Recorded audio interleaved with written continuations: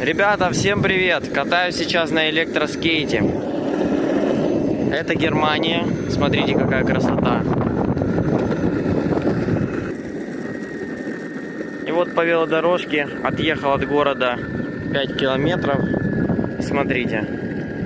Вижу здесь люк. Я абсолютно не могу понять, какую функцию он может здесь выполнять.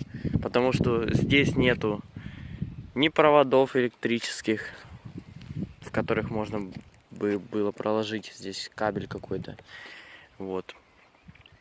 Не вижу здесь, в принципе, воды, потому что вот до ближайшего города 5 километров, а здесь стоит люк. Какую функцию он может выполнять?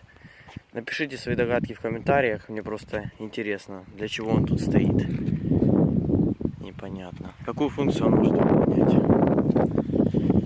Такое поле здесь. Красота.